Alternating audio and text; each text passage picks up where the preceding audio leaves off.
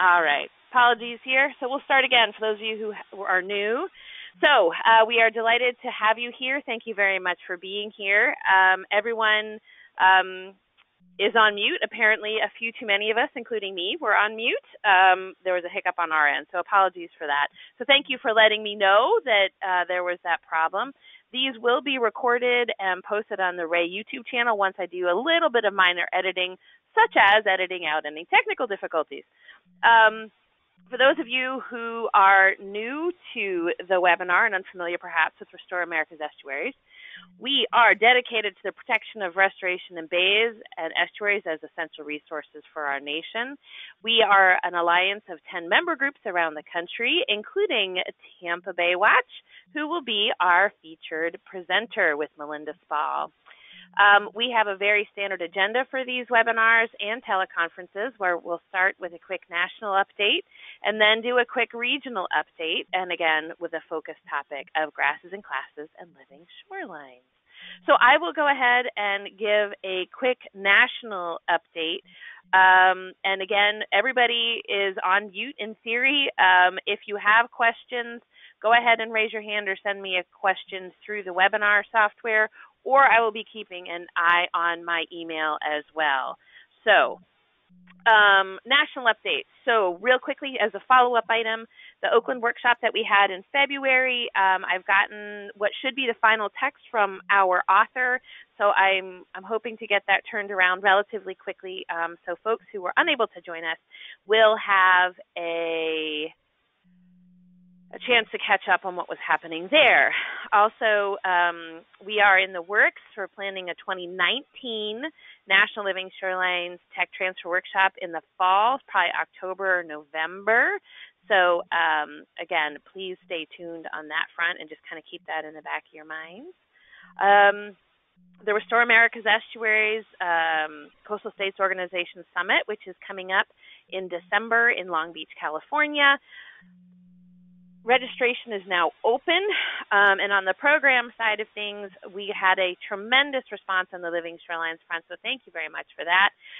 And we should have at least a full track, which is 50-plus presenters, and a nice, robust poster session, so that's going to be fantastic. On the policy end of things, I think I reported out a while back that there was a Living Shorelines Act was introduced on the House side. This is a national piece of legislation. It was introduced in December by Mr. Pallone on the House side, which was HR 4525, if you have a burning desire to read the text. And the nutshell is that it authorizes $20 million in grants via NOAA for Living Shoreline project implementation. And the good news is it is now being introduced on the Senate side, primarily by Senator Kamala Harris of California and Chris Murphy of Connecticut, but they also have a number of other folks on board as co-sponsors. So for those of you that are so inclined, by all means, please reach out to your respective congressional delegations to get those folks on board. And just as a reminder, is once it gets passed and authorized, then it has to go through the appropriations process. But the good news is then it would authorize $20 million in grants. In terms of other national updates, the Living Shorelines Academy continues to be a resource. We try to keep it updated, and at the same time, we rely on you to do so. So, all right, now is the time for questions and updates from the regions. Does anybody from, let's see, the Pacific Northwest have anything to offer? Okay. All right, I'm going to switch this up. So if anybody does have any updates they want to give, please raise your hand or send me a question.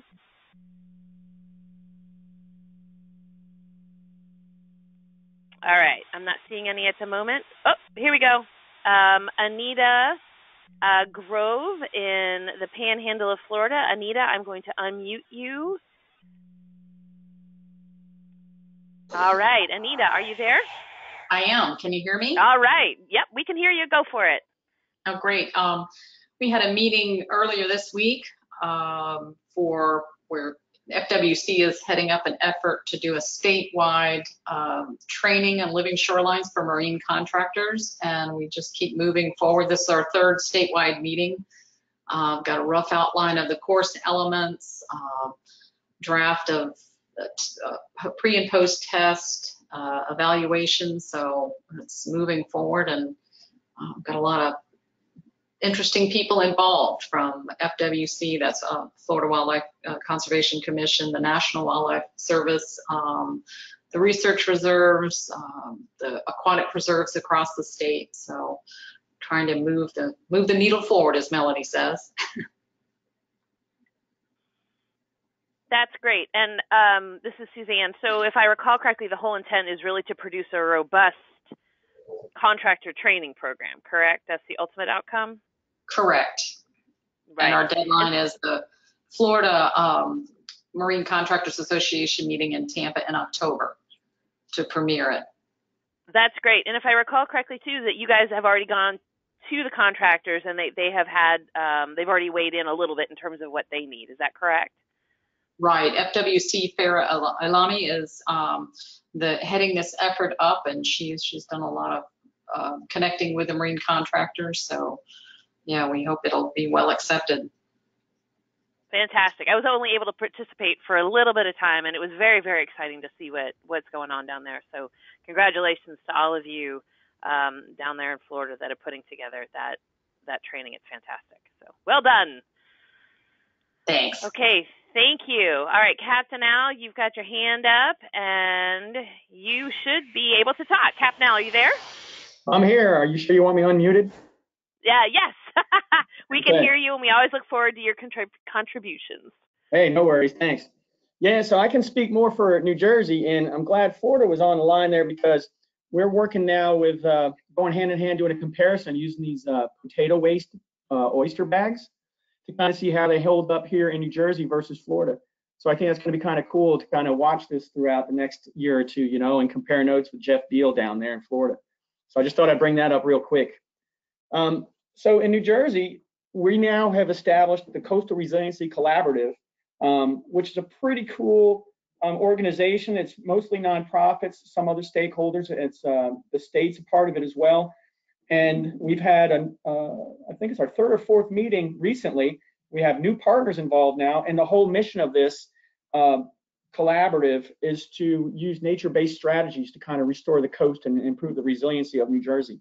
So I think it's a really cool benefit that we have now that we're growing this kind of organization, and possibly it may become a funding source eventually. So who knows? But that's something that's starting here. We did put in a proposal to the Ray conference at the end of the year to kind of talk about that, and I've seen that there was other proposals that went in from different states as well that are trying to do the same thing.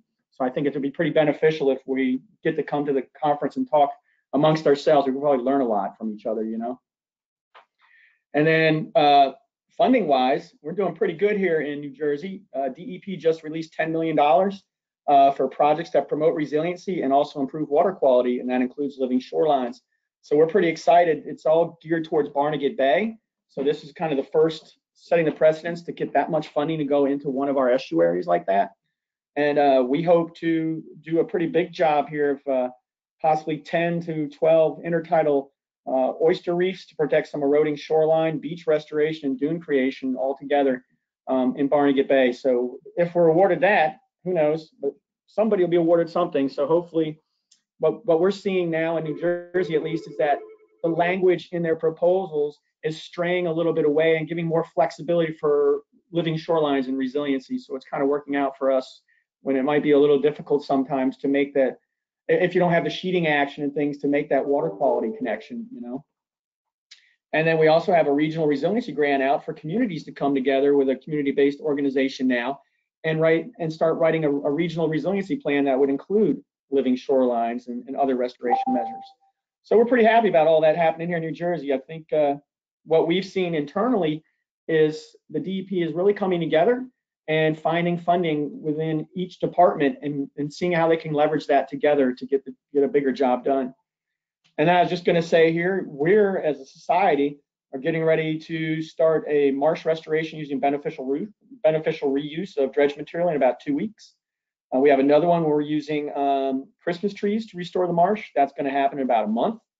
We just launched Operation Oyster, and we'll do our official statewide launching of Operation Oyster here in New Jersey that the Society runs on June 30th.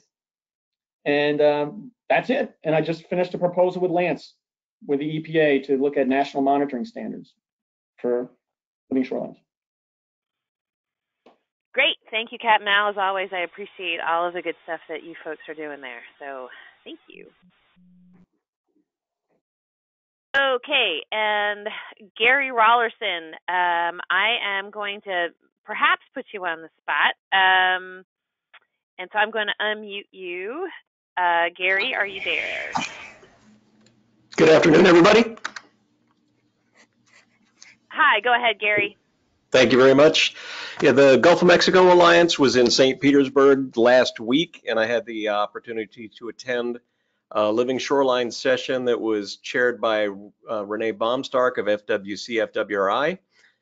And it had several presentations on different projects going on around the Gulf, talking about a Gulf Star project that Kathleen O'Keefe and Chris Boland are working on, trying to identify the areas within Tampa Bay that are most suitable for living shoreline projects.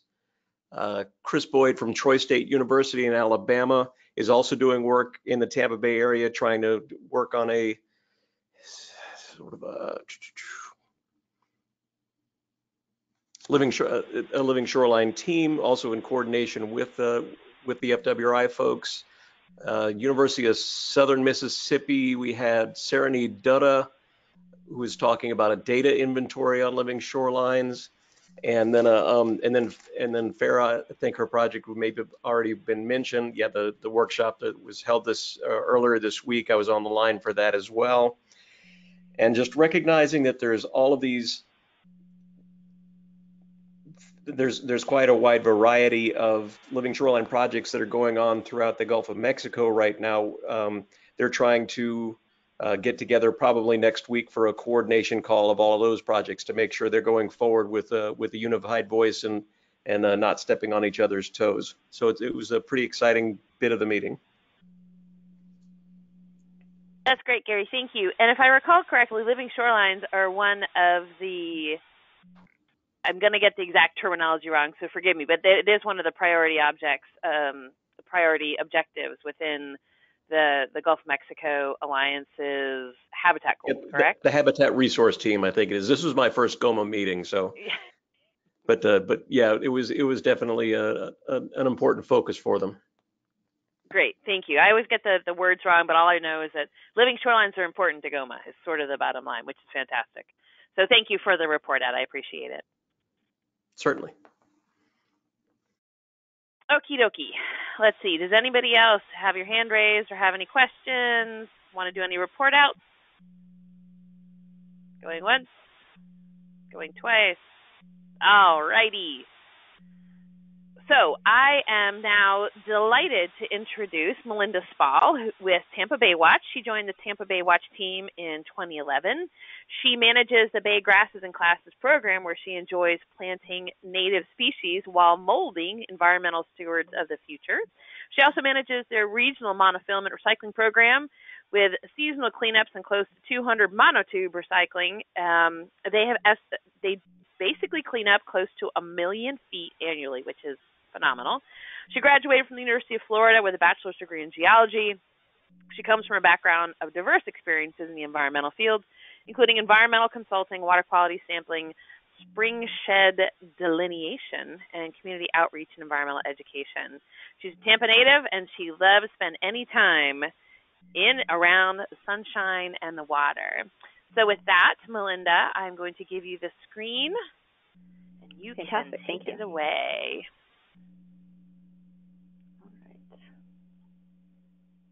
Okay, did I do that right?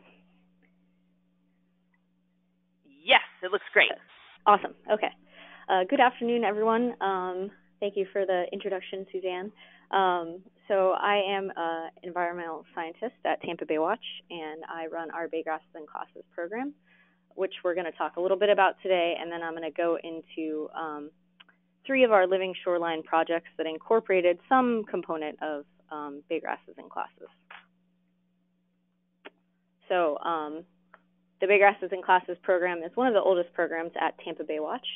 Our mission is dedicated to the protection and restoration of the Tampa Bay Estuary through scientific and educational programs. And the Bay Grasses in Classes program is kind of the perfect combination of the two. And basically, the students grow native grasses on campus in on-campus nurseries, and then once they're mature, come out to the restoration site and plant those grasses with us and our scientific partners around Tampa Bay. So I'll go into a little bit more about the process. Well, first, here are some of our other programs at Tampa Bay Watch. I don't have a lot of time to go into all of them, but we're going to talk a little bit today about Bay Grasses in Classes. So well, it's a bit like a cycle. So the first step in the process is building the nursery. We use 4x4s, and then we use a pond liner, and it's a 16 by 16 nursery. And the students help in this aspect of the program as well. We usually take 5 to 10 students to come out and help us build the nursery. And then the next step is harvesting the plants. We have 2 donor sites in the area where we can harvest 3 different species. We're working on getting access to species outside of those 3. But right now we work with a donor marsh in Port Manatee, which is in the southern portion of the bay, which I'll show you in a map in a little bit. And we're able to get those plants free of charge. So the students go out with us to the marsh and harvest 10,000 individual plants. And the next day we go to their school and plant these plants in either nursery trays or pots. So all 10,000 plants are planted in the nursery.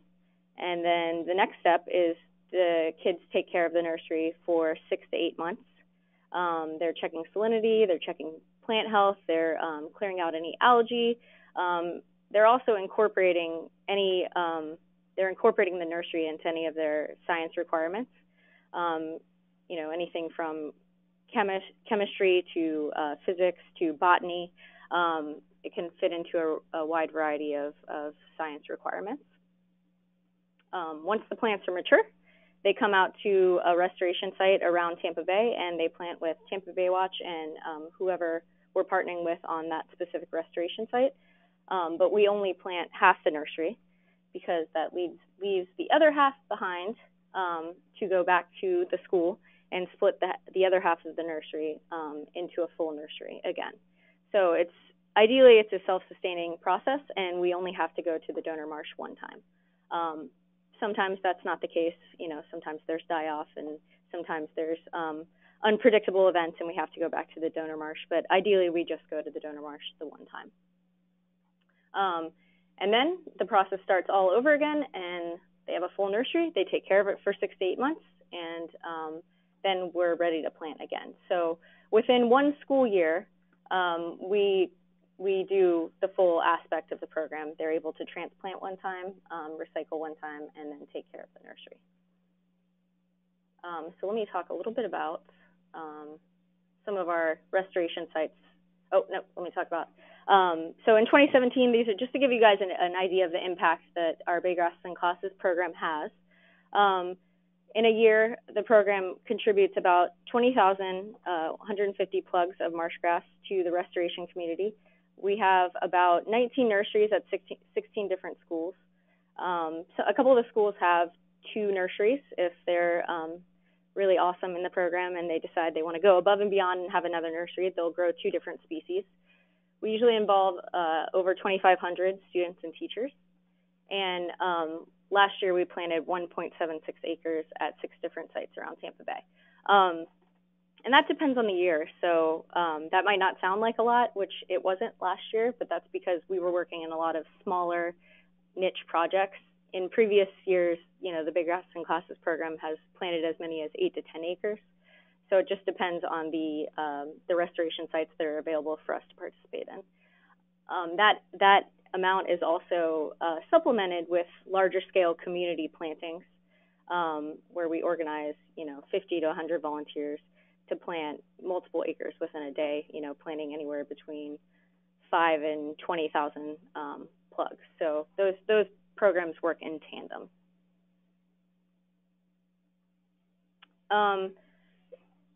We've had to evolve the Big Grasses and Classes program. Like I said, it's one of the oldest programs at Tampa Bay Watch, so it's close to 20 years old. And historically, the program just grew Spartina alterniflora. And in recent years, we wanted to adapt with growing restoration techniques. So we started to grow different species in the on-campus school nurseries.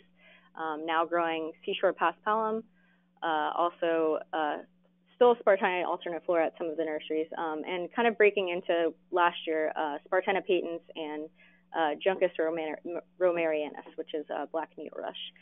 And that was with the goal of being able to provide plants for some of those lower salinity environments as restoration goals in the area move further up the watershed. So these are the 3 projects that I'm going to talk about. This is Tampa Bay.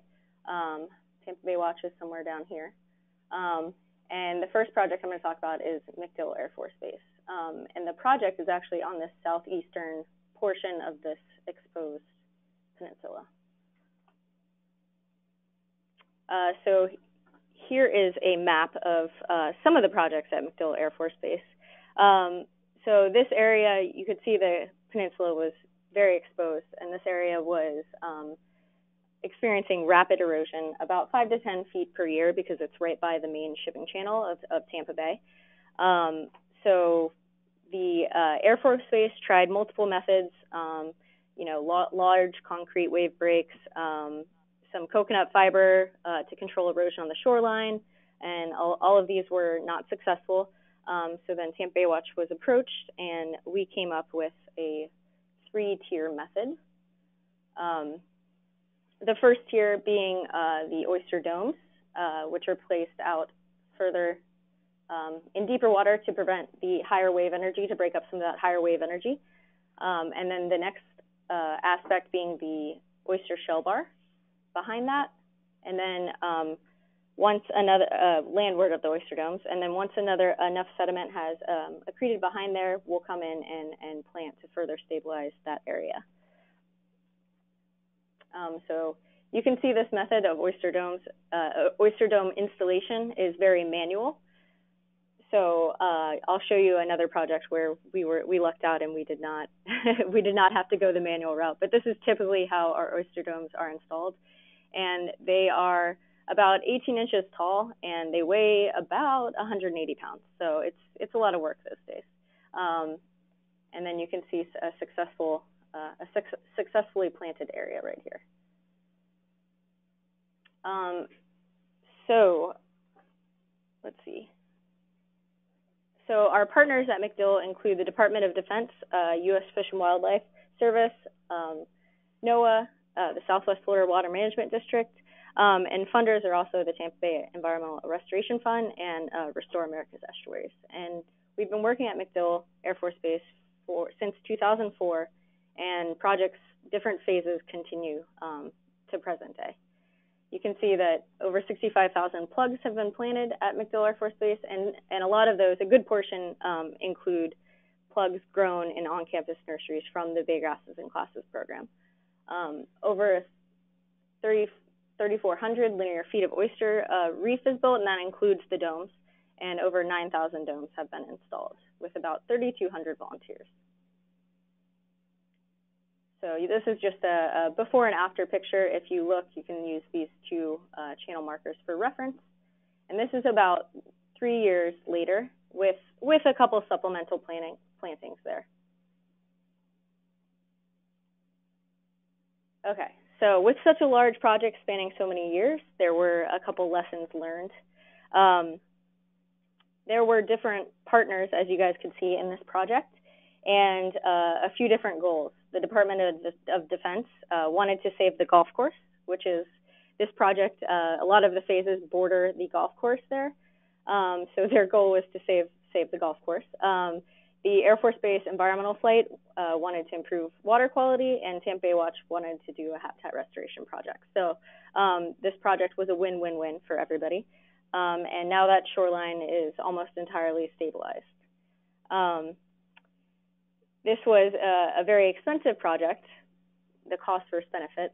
However, it is a military base, so even though the area that was eroding at 5 to 10 feet per year was a golf course, at some point you're going to start impacting the infrastructure of the military base, so that was of a big benefit.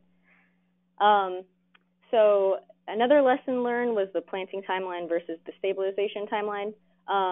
For the most part, we were able to wait and install the domes first, allow for some stabilization, then come in with oyster reef, further breaking up those waves, allow sediment to accrete, and then come in and plant afterwards. And that's where we found the most success. Certain times, though, areas needed to be planted, and then we realized we needed to put in domes afterwards, so the plants were then trampled as we were doing the, the dome part. So that was one of the things that we had to kind of adjust as we were moving forward. Another thing was, all of the projects we do at Tampa Bay Watch, especially all of the living shoreline projects, are heavily supported by volunteers. We're a pretty small staff, so everything we do is supported by volunteers. And when you're dealing with volunteers and getting onto a military base, there can be some struggles there. So we had to submit all volunteers to a base access list 48 hours prior to every project. So with that came some inconsistent volunteer numbers. All right. So the next project I'm going to talk about is Fantasy Island right here. And I'm actually going to attempt to tag in my colleague who did a video that explains a lot about Fantasy Island. So hopefully this works. I'm going to play about a minute of a video. I'm going to start it though, and we'll see if you guys can hear. Out to Fantasy Island and talk about our native vegetation. Can you hear that, Suzanne? Yes. Okay, perfect. Yep. All right, I will continue playing then. Turn it up a little bit. Okay.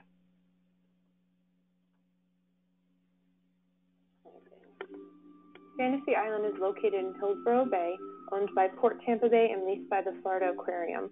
Despite its small size, the island is teeming with life and great biological diversity. This aerial highlights Fantasy Island's southern shoreline, in which the rapid rate of erosion is evident. It's difficult to tell from this picture, but there's a steep 2 to 3 foot escarpment with significant chunks of that cliff being washed away every year, starting to choke in on the upland parts of the island. The erosion is caused from battering storm waves, but also an issue on a daily basis due to commercial vessels like cruise ships and tankers creating strong wakes while traveling the main shipping channel in and out of the port. Here is monitoring site 2, for example. I took GPS reference points to mark the escarpment last February. By September, we walked back to that same GPS location that had represented the escarpment fringe just 7 months earlier, and I was standing 15 feet waterward from the current escarpment.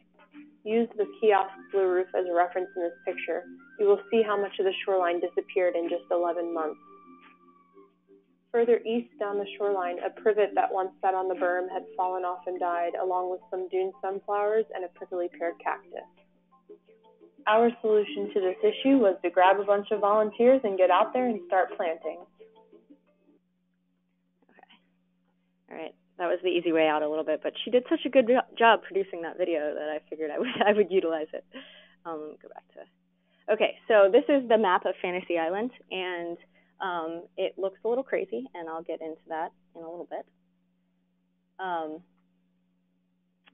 So with this project, we also used a 3-tier approach, and that included our oyster domes, an oyster shell bar, and a planting. And we were fortunate enough with this project to not have to lift the domes. We had a crane come, and we also used a barge, so that was really nice. And this project was a very much learn-as-you-go project, and it's an extremely dynamic system, so we were forced to make a lot of adjustments in the field. The shell bars were built in phases, and then they were followed by installation of the domes. and the dome placement adjustments were made to address scouring issues of previous phases. So as I said, we definitely learned as we went here. And planting was split into 2 phases to allow for stabilization and sediment accretion. And then, you know, that area was planted again. So our partners include the Tampa Bay Estuary Program, Port Tampa Bay, and the Florida Aquarium, who owns this island. Worked with over 600 volunteers, planted over 6,000 native plants, 7 different species. Over 1,000 oyster domes were installed, and 80 tons of fossilized shell were used for oyster reef. And I don't think I talked about the specific oyster shell process, but we use marine grade mesh and shovel fossilized shell into those bags and place them in a bar form. I think at Fantasy Island it was 3 shell bags on the bottom and 1 on top. Okay, so some of the lessons learned at Fantasy Island. As I mentioned, it was an extremely dynamic system. So as Melanie showed in the pictures, what we thought would work, we would go back there, and the rate of erosion was much faster than anticipated. I think we had a couple larger tropical storms come through during the planning of this project too, so we had to make adjustments there. So flexibility and adaptation of the original plan in the field was really important. We also obviously had to permit this project, so we could only make the adjustments as we could. We had to, with the permitting, we had to obviously watch out for seagrass, and we also had to leave marine mammal openings for this project, so we had to leave gaps so marine mammals could pass through. Another challenge was that there was a very large escarpment, which Melanie mentioned and could show that you could see in the video. That was challenging to plant either on top of or underneath as it continued to collapse. That was a struggle. And again, the planting timeline versus the stabilization timeline, we had to push back one of the planting phases because one of the areas of the island took longer to stabilize than we anticipated. So, you know, we had to get funding extension and just push back that area of the project. We also struggled with this project because there were a potential nesting pair of skimmers, black skimmers, that we had to watch out for, and we couldn't be there within the bird nesting season. So to try to get a good tide outside of the bird nesting season and fit in between our dome projects, it was a challenging timeline, but it worked out.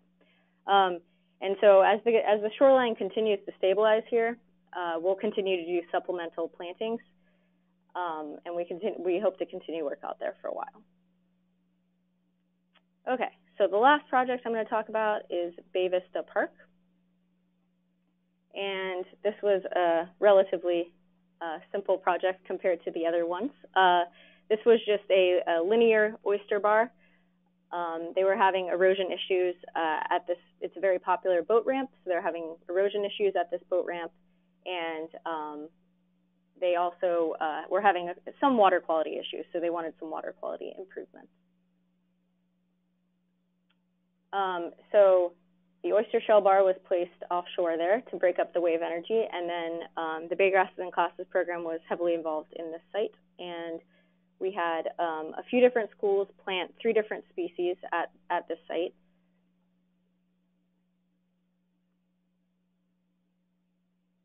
Yeah, so 3 different species. We planted Spartina alterniflora here, seashore paspalum, and also Spartina patens.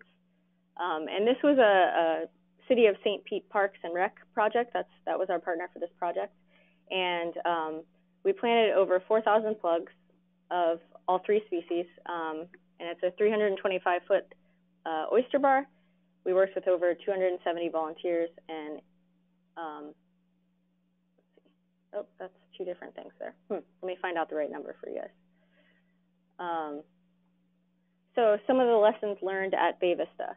This was actually a project that evolved from another site that didn't go over very well with the community. There was another City of St. Pete Park that we were interested in doing a living shoreline, and the homeowners in that area were concerned about utilization of their beach area and, you know, running their dogs along the beach and, you know, with installation of oyster shell and access with doing a living shoreline. So we couldn't get the community to get on the right side of that project. So then it evolved into 3 smaller projects at different parks around St. Petersburg.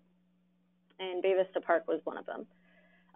You can see that the shoreline has been previously adapted with riprap and different rubble. So that made planting a little bit challenging. The most challenging thing at this project site is there's a really heavy rack line, which you can see a little bit here, and that washing up onto our oyster bar and also onto the plants has limited successful growth. But this is the most recent monitoring picture, and you can see that we're having some success here. So we hope that success will continue. Okay, so thank you very much. Ooh, I know that was kind of fast, and it was 3 projects, but I'm happy to answer any questions you guys have. As I said, I run the Bay Grasses and Classes program, and I was a part of implementation of the other oyster dome and oyster shell bar aspects. But if I have any questions that I can't answer about those, I'll definitely get the information to Suzanne and pass it along.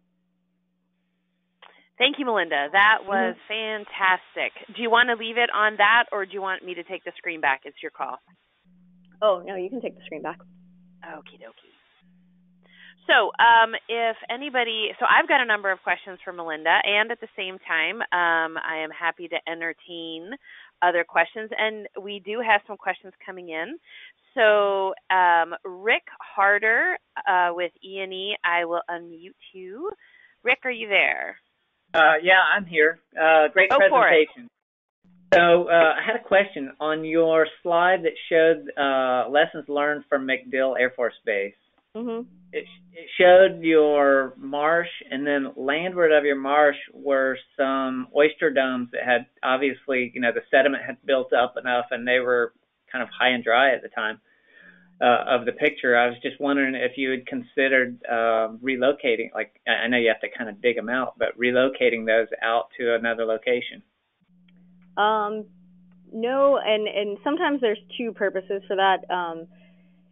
Sometimes to prevent scouring, we'll wrap the domes in, and they will be high and dry, and it's just to prevent more of the scouring and break up some of that wave energy. And also as I mentioned, the labor-intensive aspect of it. The domes are typically so heavy that we just kind of leave them as they are. So how much are those size domes generally? Like how much they weigh? Like how much do they cost? I think, let's see. So the MacDill project, I think they're around. I'm gonna have to get back with you on that because I don't want to say anything that's not right. So I'll get with Suzanne on that, and I'll get you guys that information. I know that project as a whole over all the time we've been working there, it's been close to $1 million project. Yeah. I was just wondering, like, kind of coming back to is it worth the effort to dig them up? Right.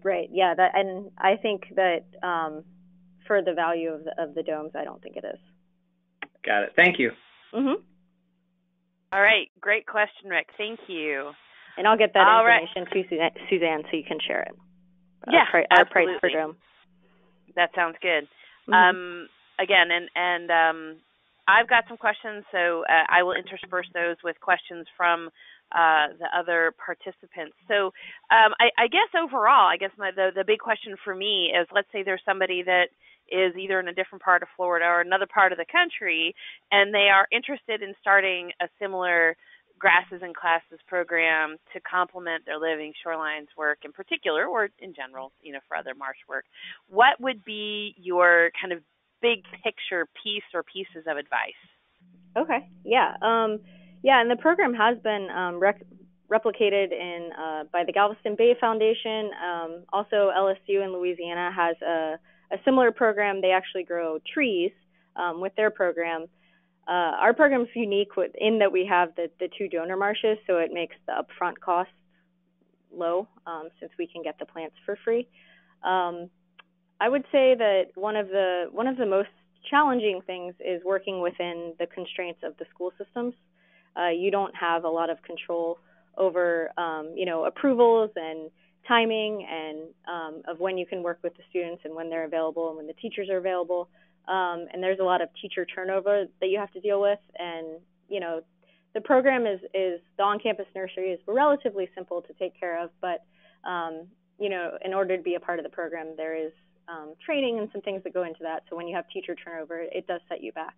So I think that that's one of the most challenging things. But, it's been really impactful in our area to get some of these students out to a lot of these restoration sites and get them participating. And most of the restoration sites are eventually open to the public. So we have students that, worked on a restoration site, and then, 10 years later, they go out and they kayak around that restoration site, and they say that they, participated in some of those plantings, and gives them the connection to the bay that they take with them. So it's been really impactful in our area.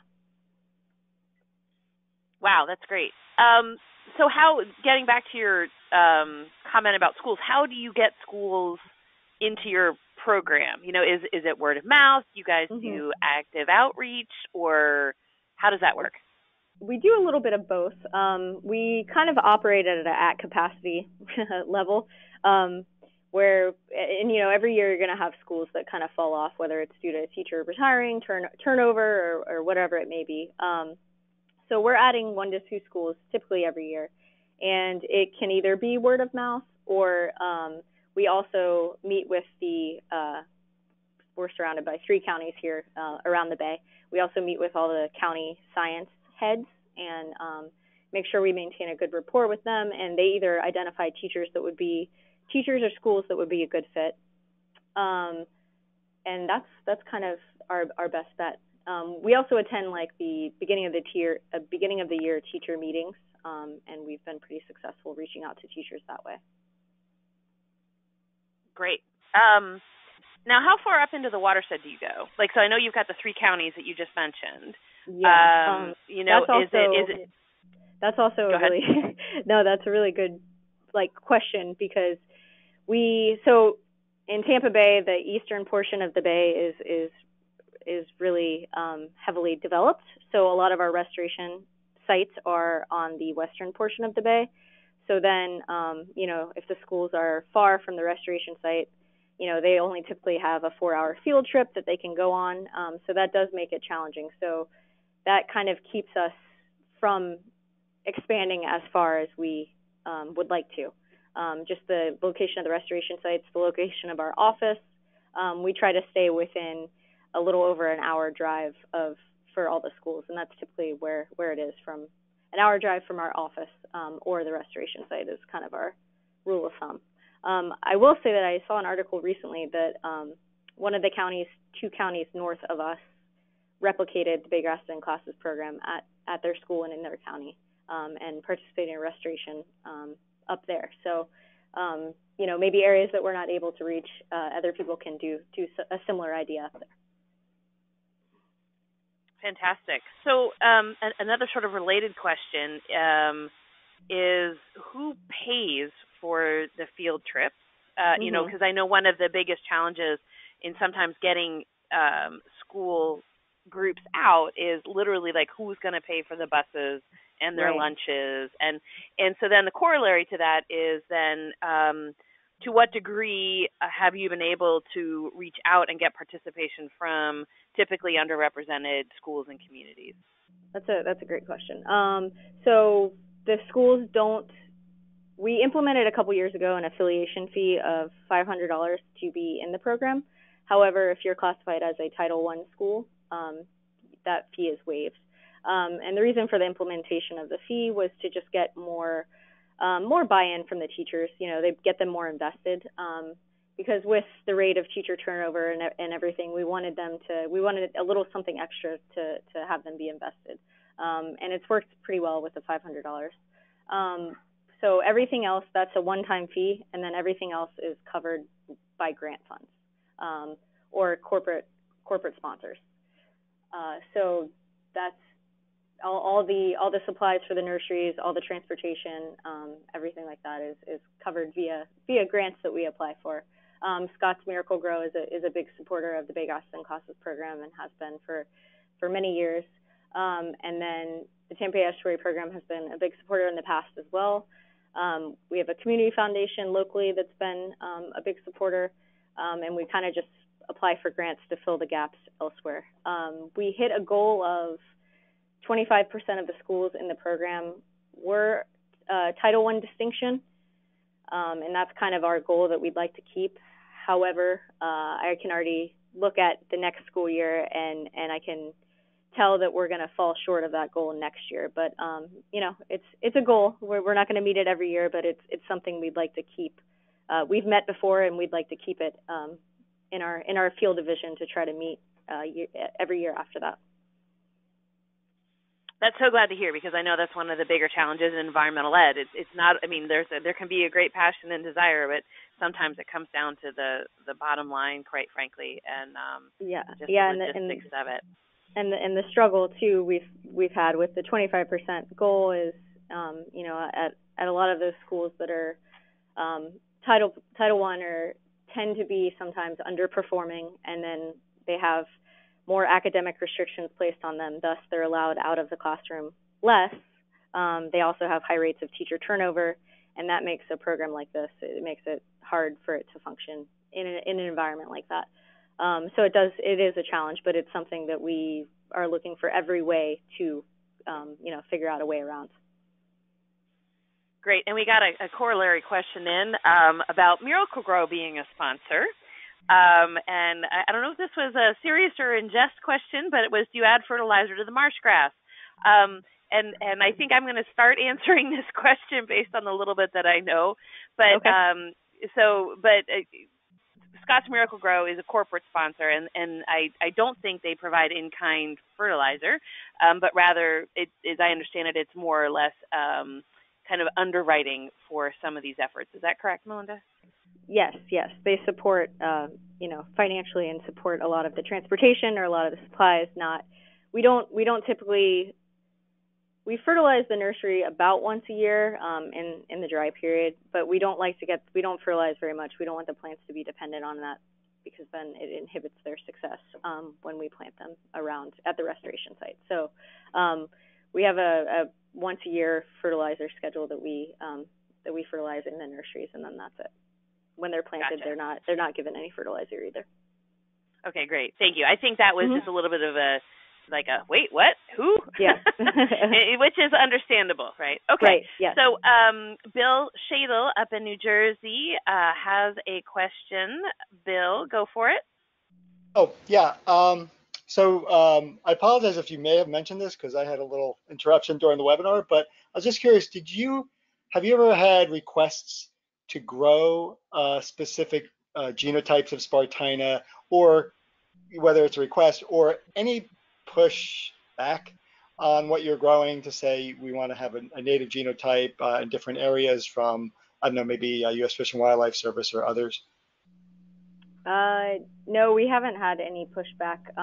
You know, we have this specific genotype that was planted in the donor marsh at the two facilities that we have, and it hasn't proven to be an issue at any of the restoration sites, and we have restoration sites dating back, you know, as far as 20 years. Right. And as far as different species, we try to work with our restoration partners, whether that be the counties, the water management districts, you know, the municipalities, whoever's doing the shoreline restoration, or even up into lower salinity areas, just to see if we're, you know, meeting the resources that they need. We want to be able to grow whatever people need, which opens us up to be able to work in different areas and different restoration sites. So that's kind of what some of the diversification that I talked about of species, that was part of that, is to try to just meet a variety of different partners' needs and grow different species. Got it. Great. Thank you. Mm-hmm. All right. Thanks, Bill. And we have another question. Anita Grove with Apalachicola National Estuarine Research Reserve. Anita, go for it. Hi, Suzanne. Thank you for your great presentation. I'm wondering, we're just getting into this and possibly using our local prison to help us grow grasses. Do you ever have a surplus? And if you do have a surplus, do you ever sell it? No, we don't typically have a surplus. And these, at least Spartina alterniflora, can typically be bought and installed for around $1.25 a plug. So it, when we talk about the program being around for 20 years and how much it's contributed, it has saved, the local water management district or local municipalities, whoever's doing the restoration, a good amount of money. But if we were to, sell it, I don't think it would make us any money, and it doesn't cost enough. It doesn't cost very much, and it's seemingly readily available. I'm not sure if that's the case in your area, but here that seems to be the case. And actually, you mentioned a prison helping grow the grasses. That's the donor marsh is actually across the street from a county jail, and we've used volunteers from the county jail before to harvest some extra grasses for large-scale community plantings that we've done, and we've worked with them a little bit. Sometimes it's a little bit of a struggle to get the number of plugs that you intended to get or the quality of the plugs, but it's been an interesting partnership, and it's worked at times and not worked at other times. Thank you. Mm-hmm.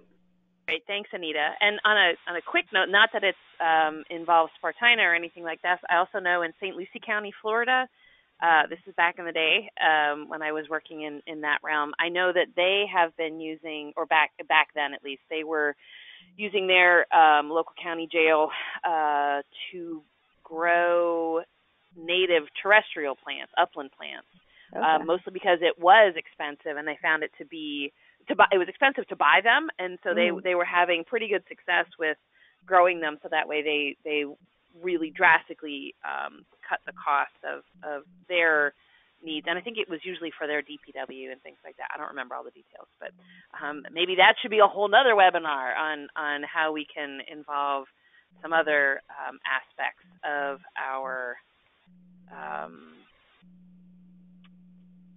sorry, I got another question that came in. So other aspects of society to help out with this. And according to the colleague that I had at the time that was at St. Lucie County, she said that it was one of the ways that they could get the inmates to kind of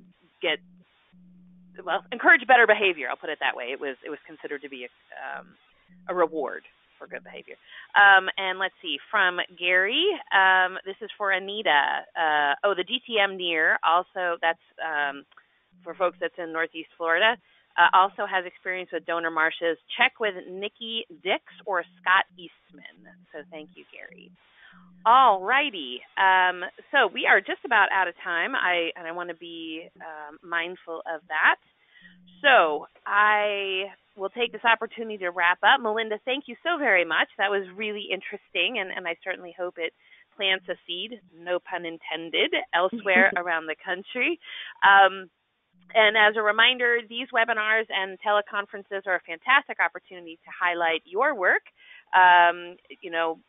for those of you who are on the call. So let me know if you have topic ideas or if you'd like to volunteer. I'm absolutely happy to work with you to make that happen in whatever suits your schedule. So on behalf of Melinda and myself, thank you very much. And if you have any questions, you can see both of our emails there. And as always, look forward to joining us next month. We haven't quite figured out what the topic is, but it'll be good. So thank you, everybody, and have a great day. Take care.